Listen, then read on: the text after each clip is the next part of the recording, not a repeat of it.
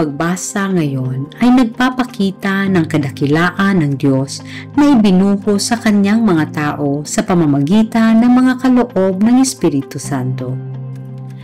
Inihalin tulad ni Isaías ang pag-ibig ng Diyos sa kanyang bayan sa kagalakan ng kasintahang lalaki sa kanyang kasintahang babae na nangangakong hinding-hindi siya pababayaan nito.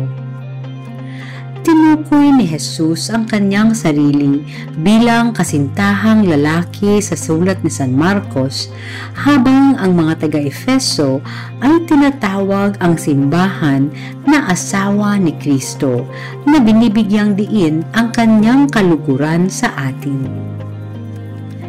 Ipinaaalala ni San Pablo sa mga taga-Korinto na ang banal na Espiritu ay nagbibigay sa bawat isa ng natatanging mga kaloob para sa isang mabuting layunin: karunungan, pananampalataya, pagpapagaling, mga himala, propesiya, pag-unawa, mga wika o kanilang interpretasyon. Ang mga kaloob na ito ay inilaan upang maglingkod sa Diyos sa pamamagitan ng paglilingkod sa iba. Nakilala ba natin ang ating sariling mga espiritual na kaloob?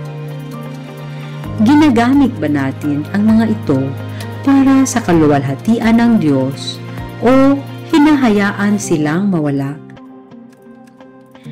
Isinasalaysay ni San Juan ang unang himala ni Jesus sa Cana na ginawang alak ang tubig sa kahilingan ni Maria na iligtas ang bagong kasal mula sa kahihiyan. Ang kanyang mga salita, "Gawin ang anumang sabihin niya sa inyo," ay nananatili pa ring may kaugnayan ngayon. Bilang ating tagapamagitan, hinihimok tayo ni Maria na sundin si Jesus ng tapat kung paano ang pagsunod ng mga alipin ay humantong sa kanyang unang himala kahit na wala pang pag-unawa. Handa ba tayong sundin ito? Mensahe mula kay Santo Papa Francisco. Ipinagkatiwala natin kay Maria ang bagong taon ng Hubileo. Ipinagkatiwala natin sa kanya ang ating mga katanungan, ating mga alalahanin, ating mga pagdurusa, ating mga kagalakan, at lahat ng alalahanin ng ating dinadala sa ating mga puso. Manalangin tayo. Panginoon, tulungan mo po kaming makilala ang mga kaloob na natanggap namin sa pamamagitan ng banal na Espiritu at gamitin ang mga ito para sa iyong kaluwalhatian. Inang Maria, patnubayan mo po kami sa anumang kahilingan niya at yakapin ang kanyang layunin para sa amin.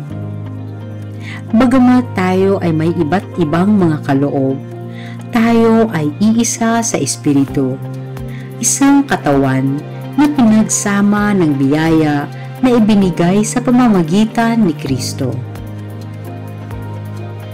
Amen.